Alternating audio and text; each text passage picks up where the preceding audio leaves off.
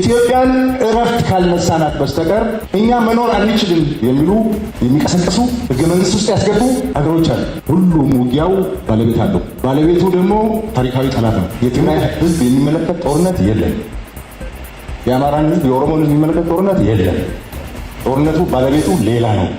ሰላም እንዴት አላችሁ? የኢትዮ ታይምስ ቤተሰቦቻችን ለሰዓቱ የተመረጡ አዳዲስ መረጃዎችን ይዘንላችሁ ቀርበናል። ከመረጃዎቻችን መካከልም ታሪካዊ ጠላቶች ከጀርባችን በፍጹም ሊወርዱ አልቻሉም፣ የጦርነቱ ባለቤትም ኢትዮጵያ ሳትሆን ሌላ አካል ነው ሲሉ ፊልድ ማርሻል ብርሃኑ ጁላ መልእክት አስተላልፈዋል። በሌላ በኩል ደግሞ ብልጽግና ፓርቲ መግለጫ አውጥቷል። ፓርቲው በመግለጫው መንግስት ለህዝብ ጥያቄ ምላሽ እየሰጠ ኢትዮጵያን ወደ ሁለንተናዊ ብልጽግና ያደርሳል በማለት ብልጽግና ፓርቲ መግለጫ አውጥቷል። ሙሉ መረጃውን በዜናችን በዝርዝር እናስደምጣቸዋለን። ከዚህ መረጃ በተጨማሪ የኢትዮጵያ ልማት ባንክ የአመራር ለውጥ እንዳደረገ መግለጹ፣ እናትና ልጅ ምሳ ከበሉ በኋላ ለጊዜው ባልታወቀ ምክንያት በተከታታይ ሰዓት ህይወታቸው እንዳለፈ መሰማቱ፣ በንግድ ባንኮች መካከል ያለው የዶላር መግዣ ዋጋ ልዩነት እስከ 15 ብር ከፍ እንዳለ መገለጹ፣ በተመሳሳይ ቁልፍ የተሽከርካሪያቸው በር ተከፍቶ ሰነድ የተሰረቀባቸው ግለሰብ የዜጎች ተሳትፎ መተግበሪያ ወይም ሲቲዝን ኢንጌጅመንት አፕሊኬሽን በመጠቀም በሰጡት ጥቆማ ተጠርጣሪዎች ላይ የአዲስ አበባ ፖሊስ ጠቅላይ መምሪያ ክስ መመስረቱን የሚሉና ሌሎችን በዝርዝር የምንመለከታቸው መረጃዎች ይዘንላችሁ ቀርበናል። ዝርዝር መረጃችንን ለማድመጥ ቻናላችንን ሰብስክራይብ በማድረግ የደወል ምልክቷን በመጫንና መረጃውን ለብዙዎች እንዲዳረስ ላይክ በማድረግ እስከ መጨረሻው አብራችሁን ቆዩ። ደስ አላችሁ። የመጀመሪያ ዙር የማስታወቂያ ዋጋ ከ30% ቅናሽ ጋር በመሃል ፒያሳ አራዳና ወዳጅነት ፓርክ ፊት ለፊት ለሽያጭ ክፍት ሆነ። ከ15 ዓመት በላይ በዘርፉ ትልቅ ልምድ ያካበተው ሜሪት ፕሮፐርቲስ ቀድመው ለሚመዘገቡ ሰዎች ብቻ በተደረገ 30% ቅናሽ ባለ 1 መኝታ 10% ቅድመ ክፍያ 500 ሺህ ብር፣ ባለ 2 መኝታ በ10% ቅድመ ክፍያ 840 ሺህ ብር፣ ባለ 3 መኝታ 10% ቅድመ ክፍያ በ1.207 ሺህ ብር ከ40% የባንክ ብድር ጋር ማግኘት ይችላሉ። ምን ይሄ ብቻ! በልዩነት ለ20 ደንበኞቻችን ታላቅ ቅናሽ እና ለቤተሰብ አሊያም በቡድን ሆነው ለሚገዙ ደንበኞቻችን ልዩ የቤተሰብ ቅናሽ አቅርበናል። ፈጥነው ይመዝገቡ፣ ከባለ 20ዎቹ አንዱ ይሁኑ። ታዲያ ምን ይጠብቃሉ? አሁን ከታች ባለው ስልክ ይደውሉልን። ሜሪት ፕሮፐርቲስ።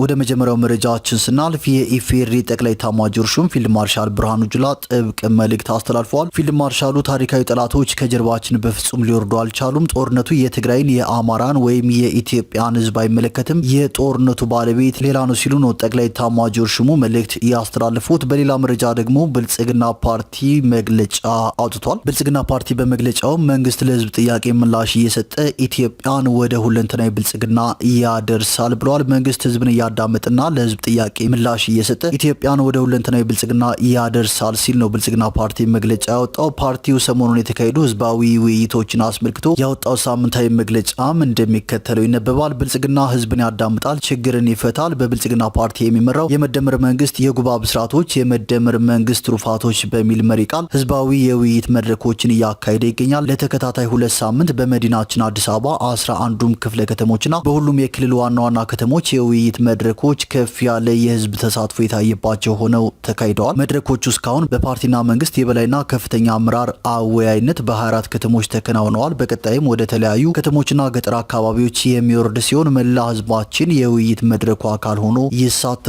ህዝባዊ የውይይት መድረኮቹ መንትያ ግቦችን ያነገቡ ናቸው። አንደኛው ግብ ብልጽግና ለህዝብ የገባውን ቃል ህዝብ አስተባብሮና ተጠቃሚ አድርጎ በተግባር የገለጠበትን እውነታ ከህዝቡ ከራሱ አብሮ ለመገምገም ነው። ሁለተኛው ግብ በተለያዩ ውስጣዊና ውጫዊ ምክንያቶች የሚስተዋሉ ችግሮችን ከህዝቡ ከራሱ በማዳመጥ መፍትሄ መስጠት ነው። እነዚህን መንትያ ግቦች ያነገበው ህዝባዊ የውይይት መድረክ በያዝነው ዓመት መባቻ ከኢትዮጵያ ታላቁ ህዳሴ ግድብ ምርቃት ጋር ተሰናስነው የተበሰሩትን 7ቱ የጉባና የመደመር መንግስት ብስራቶች ዋቢ አድርጎ መሪ ቃሉን መርጧል። የህዝባዊ ውይይት መድረኩ መሪ ቃል አካል የሆነው አንደኛው ነጥብ 7ቱ የጉባ ብስራቶች ሲሆኑ እነዚህም ከታላቁ ህዳሴ ግድብ ፕሮጀክታችን በድምር በ6 እጥፍ የሚተልቁ የ30 ቢሊዮን ዶላር ፕሮጀክቶች ናቸው። እነዚህ የማዳበሪያ፣ የነዳጅ ማጣሪያ፣ የጋዝ ኃይል፣ የኒውክሌር ኃይል፣ የቤት ልማትና የግዙፍ አየር ማረፊያ ግንባታ ፕሮጀክቶች ኢትዮጵያን በቀጣይ 5 ዓመታት ወደ የአፍሪካ የብልጽግና ተምሳሌት የሚያደርሱና የሀገረ መንግስት ግንባታ አካል የሆኑ ስትራቴጂክ ፕሮጀክቶች ናቸው። ታላቁ ህዳሴ ግድባችንን ዳግማዊ አድዋ ብለን እንድንሰይመው እንዳስቻለን ሁሉ እነዚህ ፕሮጀክቶች ደግሞ ሳልሳዊ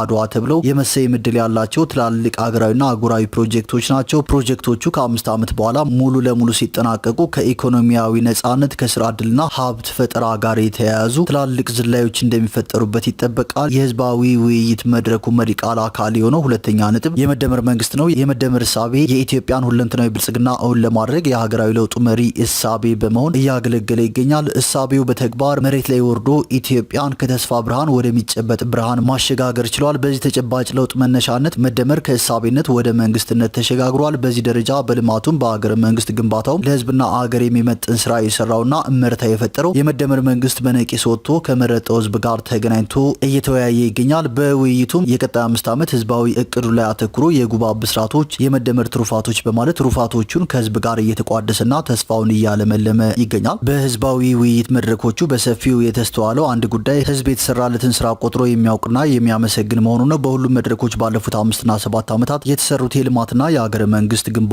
ስራዎች በህዝቡ አንደበት በአድናቆትና በምስጋና ታጅበው ቀርበዋል። ህዝቡ በየዘርፉና በየአካባቢው የተሰሩ አያሌ ስራዎች እንዲሁም በቀጣይ 5 ዓመታት የሚሰሩ መደበኛና ታላላቅ ፕሮጀክቶች የላቀ ተስፋ እንደፈጠሩለት አሳይቷል። በህዝባዊ ውይይት መድረኮቹ በሰፊው የተስተዋለው አንድ ጉዳይ ህዝብ የተሰራለትን ስራ ቆጥሮ የሚያውቅና የሚያመሰግን መሆኑ ነው። በሁሉም መድረኮች ባለፉት 5 እና 7 ዓመታት የተሰሩት የልማትና የሀገረ መንግስት ግንባታ ስራዎች በህዝቡ አንደበት በአድናቆትና በምስጋና ታጅበው ቀርበዋል። ህዝቡ በየዘርፉና በየአካባቢው የተሰሩ አያሌ ስራዎች እንዲሁም በቀጣይ 5 ዓመታት የሚሰሩ መደበኛና ታላላቅ ፕሮጀክቶች የላቀ ተስፋ እንደፈጠሩለት አሳይቷል። በህዝባዊ ውይይቱ ባለፉት 5 ዓመታት በሁሉም ዘርፎች ማለትም በፖለቲካ፣ በኢኮኖሚ፣ በማህበራዊና በዓለም አቀፍ ዘርፎች አያሌ ድሎችና እመርታዎች መመዝገባቸውን አንስቷል። በፖለቲካ ረገድ የፖለቲካ ምህዳሩን ከማስፋትና ከማዘመን ጋር የተያያዙ ስራዎች ተሰርተው በሀገራችን የትብብርና የፉክክር ሚዛን የጠበቀ ፖለቲካ ለመገንባት ከፍተኛ አስተዋጽኦ አበርክተዋል። በዚህም 275 የተፎካካሪ ፓርቲዎች አመራር ከነዚህም 7ቱ በሚኒስትርና ሚኒስትር ዴኤታ ደረጃ የተለያዩ መንግስታዊ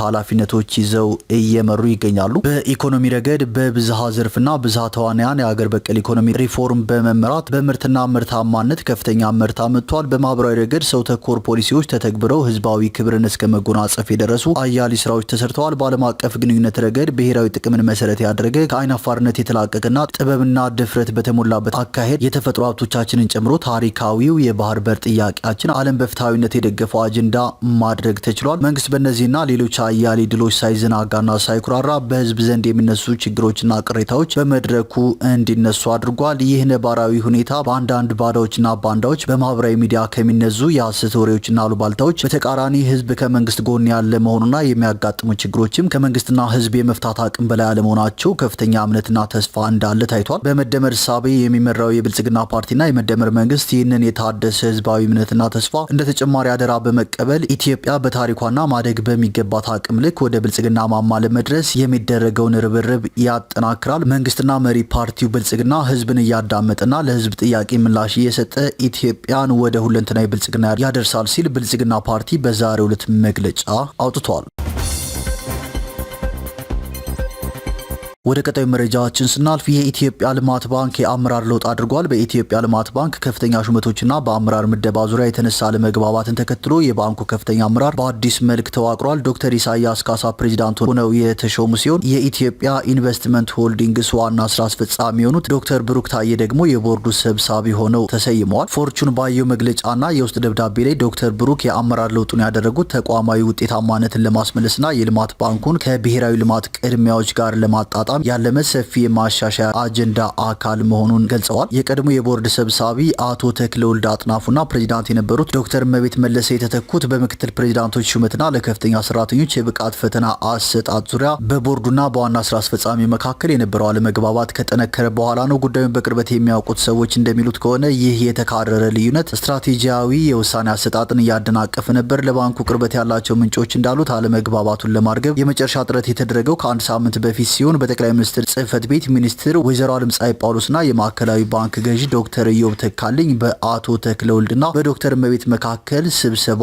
ጠርተው ነበር። ሆኖም ውይይቱ ልዩነቱን ማጥበብ እንዳልቻለ ምንጮቹ ገልጸዋል። ዶክተር ኢሳያስ ካሳ የካፒታል ገበያ ባለስልጣን ሲመሰረት በዶክተር ብሩክ የሚመራ የነበረው መስራች ስራ አስፈጻሚ አካል ውስጥ ነበሩ። የዶክትሬት ዲግሪያቸውን የተከታተሉት ደግሞ በአሜሪካ ዋልደን ዩኒቨርሲቲ ነው። ከ2010 እስከ 2011 ዓ.ም በጠቅላይ ሚኒስትር ጽህፈት ቤት የካቢኔ ጉዳዮች ሚኒስትር ሆነው አገልግለዋል። በተጨማሪም ኢንተለጀንስና ደህንነት መረጃ መረብ ኤጀንሲ ወይም ኢንሳ የስትራቴጂና የሳይበር ምርምር ዳይሬክተር እንዲሁም የህግ አማካሪ ሆነው አገልግለዋል ሲል ዛሀበሻ መረጃውን አጋርተዋል። ወደ ቀጣዩ መረጃችን ስናልፍ እናትና ልጅ ምሳ ከበሉ በኋላ ለጊዜው ባልታወቀ ምክንያት በተከታታይ ሰዓት ህይወታቸው ማለፉ ተሰምቷል። ፖሊስ የአሟሟታቸውን ሁኔታ በጥልቅ እየመረመረ ይገኛል። እንደ ምስራቅ ሐረርጌ ዞን ፖሊስ ዋና መምሪያ የኮሚኒኬሽን ጽህፈት ቤት ኃላፊ ምክትል ኢንስፔክተር ካስዬ አበበ ገለጻ እናትና ልጅ ምሳ ከበሉ በኋላ በተከታታይ ህይወታቸው ማለፉን ተናግረዋል። እናትና ልጅ ታህሳስ 3 ቀን 2018 ዓ.ም ከቀኑ 5 ሰዓት ተኩል መስጊድ ሰላት ቆይተው ወደ ቤታቸው ገብተው ምሳቸውን ከበሉ በኋላ እናት ሻወር ለመውሰድ ሻወር ቤት ሲደርሱ አረፋ በመድፈቅና በመወራጨት ሲወድቁ የተመለከተች ልጅ በድንጋጤ በመጮህ የአካባቢው ሰው ሲደርስ ህይወታቸው ማለፉ ተረጋግጧል ሲሉ ተናግረዋል። ከሰዓት ቆይታ በኋላም ልጅ እንደ እናቷ ከአፏ አረፋ በመድፈቅ ስትወድቅ ወደ ካራሚሌ ሆስፒታል ለህክምና ብትላክም በህክምና ላይ ያለች ህይወቱ አልፏል። ፖሊስ የሟቾችን አስክሬን ለምርመራ ወደ አዲስ አበባ ዳግማዊ ሚኒሊክ ሆስፒታል የላከ ሲሆን በተጨማሪ ለምሳ የተመገቡትን ምግብና የጠጡትን ውሃ ናሙና ለኢትዮጵያ ምግብና መድኃኒት ቁጥጥር ባለስልጣን በመላክ ስለ አሟሟታቸው ምክንያት ሰፊና ጥልቅ ምርመራ እያደረገ መሆኑ ተሰምቷል። ወደ ቀጣዩ መረጃችን ስናልፍ ኢትዮጵያ ወደ ገበያ ተኮር የምንዛሬ ተመን ስርዓት ከተሸጋገረች ከአንድ ዓመት በኋላ የሀገር ውስጥ የውጭ ምንዛሬ ገበያ በአስደንጋጭ ሁኔታ መከፋፈሉንና የግብይቱ ወጪዎች በእጅጉ መጨመራቸውን የኢትዮጵያ ኢኮኖሚክስ ማህበር ገልጿል። የንግድ ባንኮች ለአንድ የአሜሪካን ዶላር የሚገዙበትና የሚሸጡበት ተመን ላይ ያለው ልዩነት እስከ 15 ብር ድረስ ከፍ ማለቱ በገበያ ውስጥ ጤናማ ውድድርና የተቀናጀ አሰራር አለመኖሩን የሚያመላክት ትልቅ ፈተና እንደሆነ ተገልጿል። የኢኮኖሚክስ ማህበሩ ባወጣው ሪፖርት መሰረት በ2018 የበጀት ዓመት የመጀመሪያ ሩብ ዓመት ብር ከአሜሪካ ዶላር አንጻር በ8.1 በመቶ በማሽቆልቆል ከ135.5 ወደ 146.4 ብር ደርሷል። በታህሳስ 2018 ዓ.ም ደግሞ ከ154 ብር በላይ ሆኗል። እንደ ሪፖርቱ ከሆነ በባንኮች የመግዣና የመሸጫ ዋጋዎች መካከል ያለው ልዩነት ባለፈው ሩብ ዓመት ከ3.1% ወደ 6.8% የመጀመሪያ ሩብ ዓመት ከፍ ብሏል። ይህ መስፋፋት የዘርፉ ተዋናዮች አደጋን የመፍራት ዝንባሌ፣ የተገደበ የባንኮች መካከል የንግድ ልውውጥና መሰረታዊ የገበያ ውዝግብ መጨመሩን የሚያመለክት መሆኑ ተጠቁሟል። ወደ ቀጣዩ መረጃችን ስናልፍ እንሸኝሽ በማለት ተሽከርካሪ ውስጥ በማስገባትና በስለት በማስፈራራት ሞባይል ስልክና የአንገት ሐብል የወሰዱ ተጠርጣሪዎች ከነተቀባዩ በቁጥጥር ስር ውለው ምርመራ እየተጣራባቸው እንደሚገኝ የአዲስ አበባ ፖሊስ ጠቅላይ መምሪያ አስታውቋል። አማኑኤል ለውጤና አሉላ ተመስገን የተባሉ ተጠርጣሪዎች የግል ተበዳይ ብሌና አበባ የተባለች ግለሰብን እንሸኝሻለን በማለት ካሳፈሯት በኋላ ግለሰቧ ላይ የወንብድና ወንጀል ፈጽመዋል ተብሎ የተጠረጠሩት ህዳር 14 ቀን 2018 ዓ.ም በቦሌ ክፍለ ከተማ ወረዳ 2 ልዩ ቦታው ሩዋንዳ ድልድይ ተብሎ የሚጠራው አካባቢ ከሌሊቱ 8 ሰዓት ተኩል ገደማ ነው። የግል ተበዳይ ወይዘሮ ብሌና አበበ የተባለች አምሽታ ወደ ቤቷ ለመሄድ መንገድ ላይ የተንቀሳቀሰች ሳለ ተጠርጣሪዎቹ እንሸኝሽ በማለት የሰሌዳ ኮድ 3 A91961 አዲስ አበባ የሆነ የቪትዝ ተሽከርካሪ ውስጥ በማስገባት ትንሽ እንደተንቀሳቀሱ ወደ ሩዋንዳ ድልድይ አካባቢ ሲደርሱ አማኑኤል ለውጤ የተባለው ተጠርጣሪ ድንገት ቢላ በማውጣት እያስፈራራ በወቅቱ በእጇ ይዛ የነበረውን 2 ሞባይል ስልኮችና የብር የአንገት ሐብል በአጠቃላይ ግምቱ 28 ሺህ ብር የሚያወጣ ከተቀበሏት በኋላ የስልኳን ምስጢር ቁጥር በማስከፈት የሞባይል ባንኪንግ እና የቴሌብር ተጠቃሚ መሆኗንና አለመሆኗን ካረጋገጡ በኋላ ገፍትረው ጥለዋት ከአካባቢው ይሰወራሉ። ከግል ተበዳይ ወይዘሮ ብሌና አበባ አቤቱታ የደረሰው የቦሌ ክፍለ ከተማ ፖሊስ መምሪያ የአየር መንገድ አካባቢ ፖሊስ ጣቢያ ተጠርጣሪዎችን በቁጥጥር ስር ለማዋል ቴክኖሎጂን በመጠቀም ጭምር ተጠርጣሪዎች ሲጠቀሙበት የነበረውን ተሽከርካሪ ሰሌዳን ለመለየት ችሏል። ፖሊስ ባደረገው ተጨማሪ ምርመራን የማስፋት ተግባር ከተጠርጣሪዎቹ ንብረቱን የሚቀበል ሙስጠፋ ረድ የተባለን ግለሰብ በቁጥጥር ስር አውሎታል። በተሽከርካሪው ላይ በተደረገው ተጨማሪ ፍተሻም 6 ሞባይል ስልኮች፣ 2 ታብሌቶች፣ የብረት መቁረጫ መጋዝ፣ ኤርፎንን ጨምሮ 2 የሴት ቦርሳ እንደተገኘ ከአየር መንገድ አካባቢ ፖሊስ ጣቢያ የተገኘው መረጃ ያመለክታል። አንዳንድ ግለሰቦች እንሸኛችሁ በማለት መሰል ወንጀሎችን እንደሚፈጽሙ ህብረተሰቡ በመረዳት የግለሰቦችን ማንነት ሳይገነዘብ ፈቃደኛ መሆን ለተመሳሳይ የወንጀል ድርጊት ሊዳረግ ስለሚችል ተገቢውን ጥንቃቄ ሊያደርግ እንደሚገባ የአዲስ አበባ ፖሊስ ጠቅላይ መምሪያ መልእክቱን አስተላልፏል። በተመሳሳይ መረጃ ደግሞ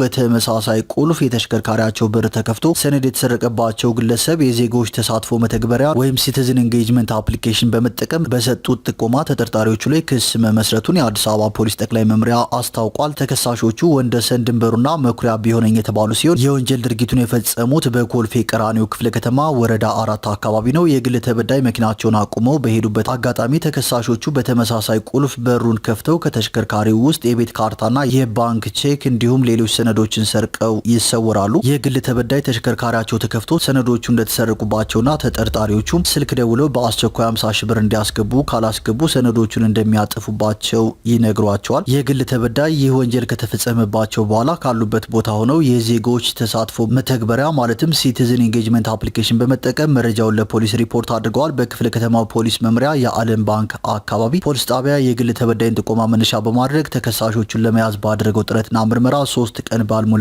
ጊዜ ውስጥ ሁለቱንም ተከሳሾች በልደታ ክፍለ ከተማ ልዩ ቦታው ጥቁር አንበሳ ሆስፒታል አካባቢ በቁጥጥር ስር እንዳዋላቸው ከክፍለ ከተማው ፖሊስ መምሪያ የተገኘው መረጃ ያመለክታል። ግለሰቦቹ ከዚህ ቀደምም በተመሳሳይ ቁልፍ የመኪና በር በመክፈት ተመሳሳይ የወንጀል ድርጊት ሲፈጽሙ የነበረ ሲሆን አስፈላጊውን ምርመራ በማጣራትም በልደታ ከፍተኛ ፍርድ ቤት አቃቢ ሕግ ክስ መስርቶባቸው ጉዳያቸው እየታየ መሆኑ ተገልጿል። ተሽከርካሪ አቁመው የሚሄዱ ግለሰቦች አስተማማኝ ጥበቃ ባለበት ቦታ መሆን እንዳለበትና በተሽከርካሪ ውስጥ የሚቀመጡ ንብረቶችም ከወንጀለኞች እይታ ውጪ መቀመጥ እንዳለባቸው ያሳስበው የአዲስ አበባ ፖሊስ ጠቅላይ መምሪያ ወንጀል ሲፈጸምም በቀላሉ የተንቀሳቃሽ ስልክን በመጠቀም በፌዴራል ፖሊስ የለማውን የዜጎች ተሳትፎ መተግበሪያ ወይም ሲቲዝን ኢንጌጅመንት አፕሊኬሽን ላይ መረጃውን በመስጠት ማመልከት እንደሚገባም መልእክት ተላልፏል።